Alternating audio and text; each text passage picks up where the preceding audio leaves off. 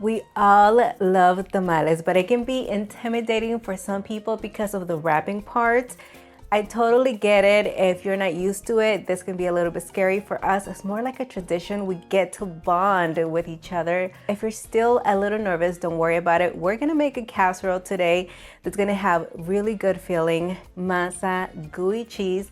I think what's gonna take the longest is going to be cooking that meat, but today we are using that Instant Pot, so it's gonna be a lot easier. Start with the meat. I'm using 3 pounds of boneless beef chuck roast. It's got a bit of moisture, so just pat it dry with paper towels on both sides. Next, cut it into large chunks since we're gonna cook it under high pressure. Season generously with kosher salt and freshly ground black pepper. I like to pick up some of that seasoning that falls on the sheet pan. Move the meat around a bit so nothing goes to waste. Set your Instant Pot to saute on high heat. We're gonna brown the meat first in a couple of tablespoons of oil. Do it in batches if needed so it doesn't overcrowd. This step makes a big difference. When the meat browns nicely, your broth turns deeper and richer in color, which means more flavor later. Once both sides are beautifully browned and all the meat's back in the pot, pour in 12 cups of water.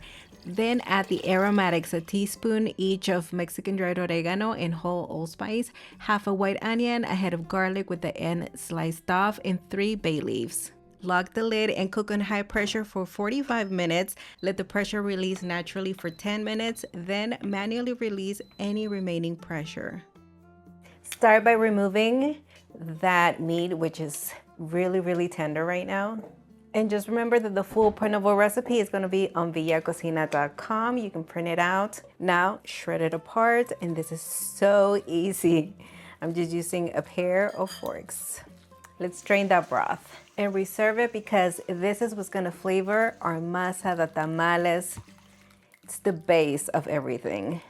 I've got my beautiful chiles right here, 12 guajillos, 4 puyas, which are thinner and longer, but they pack a punch. I didn't deseed those because I want them to give me a nice kick. The remainder of the dried Mexican peppers do get all of the seeds removed. And I've got 2 anchos. Stems are off as well. Now they're gonna get lightly toasted just until they become fragrant. Do not let them burn. This just takes a few seconds. Turn them continuously, and I am doing this over medium-low heat. It allows me to be more careful with them. And this kitchen is just starting to smell so beautiful. Okay, these are done. I'm gonna transfer them into a large bowl. Give them a quick rinse, drain all of the water, then fully cover them with 5 cups of that hot broth we just strained and allow them to rehydrate for 5 to 10 minutes. Meanwhile, I am gonna prep the corn husk. They don't have to be perfect. Just avoid using the ones that have maybe a lot of dark spots or a ton of holes. I'm just gonna place them inside a large bowl, cover them completely with warm water. You can even do a plate in there just to keep them submerged. Leave them in there for about 30 minutes. We just want them pliable.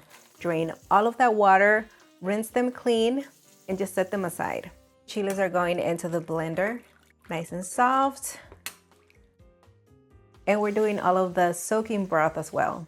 This is gonna get blended along with 4 garlic cloves, half a teaspoon of cumin seeds, 1.5 teaspoons of ground onion. Blend it until it is completely smooth. If you feel like it's not smooth enough by the end and you can still see chili skin, go ahead and strain it.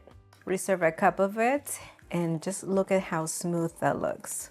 This is gonna get used at the end, so just set it aside for now. I've got a large pot over medium heat.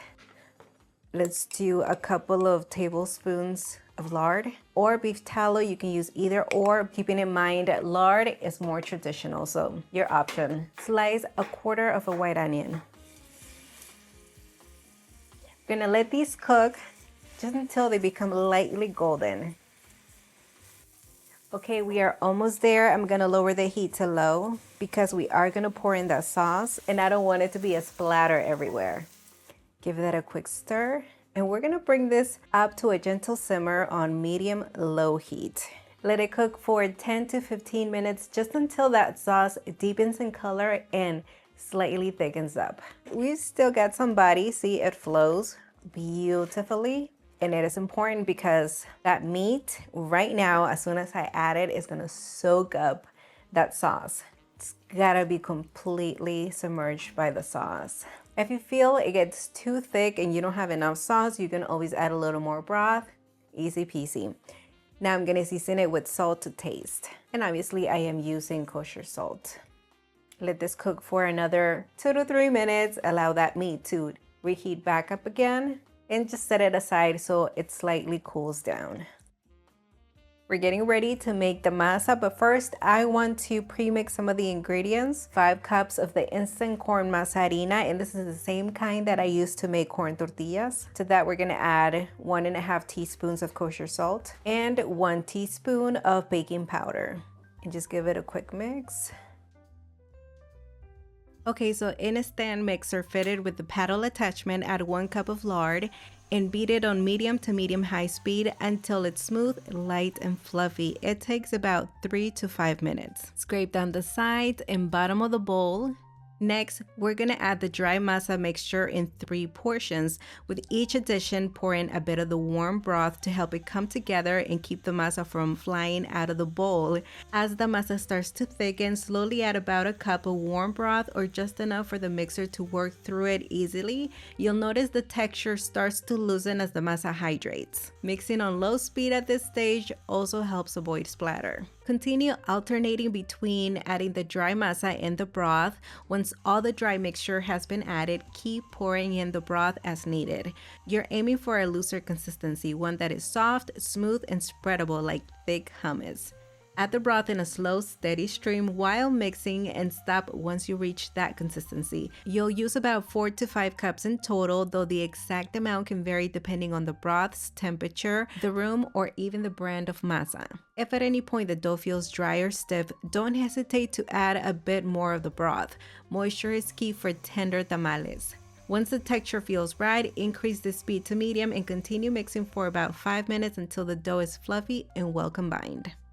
Finally, place a medium to large baking dish filled halfway with water on the bottom rack of the oven. Close the door and preheat the oven to 400 degrees Fahrenheit. I've got a 9 by 13 inch baking dish and I'm gonna spray it with non-stick spray. Now add half of the masa. Now make sure you spread it across the bottom, making sure it's leveled. Doesn't have to be perfect, but do the best you can. And this just glides, you guys. Now do half of the filling.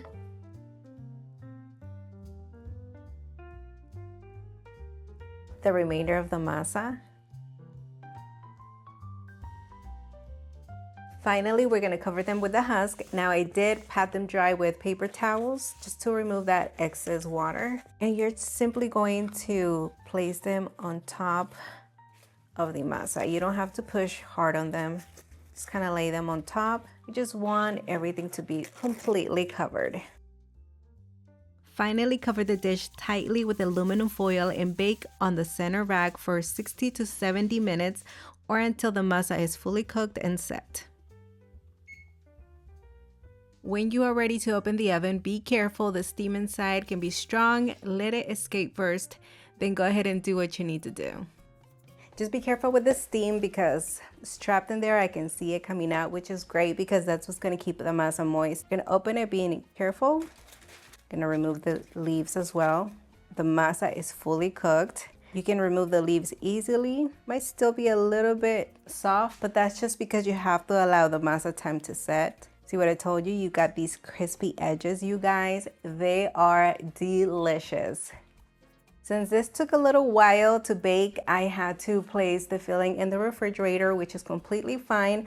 Just make sure before you add it to the top, you reheat it in the microwave. That's because we don't want it to be completely cold. That's gonna mess up our cooking time. So just make sure that's reheated and ready to go. It's just gonna get spread right on top. Same thing with the sauce. It shouldn't be cold. Top that meat. Another layer of sauciness. And this is the cup we reserved. Give it a light spread. This right here gets topped with 12 ounces of grated queso Oaxaca.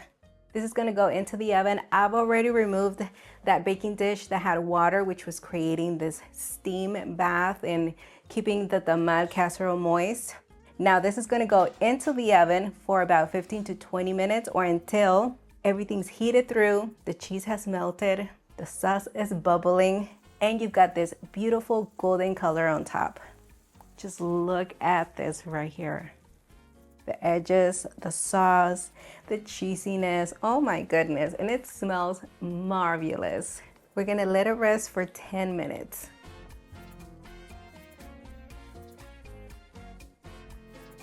This casserole has everything you love about tamales with the added boost of cheesiness. I mean, that cheese is amazing. That sauce kind of just peeks through it. I mean, it's a beautiful blend. Just top it with a dollop of crema mexicana. This is such a beautiful dish to eat. What do you think? It's just amazing, you guys. Wow.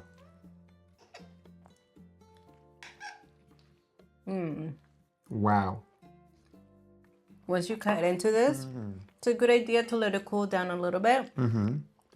Because the masa sets up and it's just gorgeous. The cheese is just the cherry on top of the cake. You guys, add that Mexican crema on top. So good. Oh, yeah. You feeling it? Wow, yeah. It's layer over layer of flavor. And it's got a ton of protein, a ton of that beef. So good. Wow. I personally will pair this with some veggies, you guys. Must for me. Nelson does the same thing. But what are we going to do with all of this tamal? Put it away. We're going to freeze it. We just eat it slowly as the days go by. Whenever we crave it, we have it. Don't forget to subscribe to our channel, like this video. Until the next one, everyone. Bye, everyone.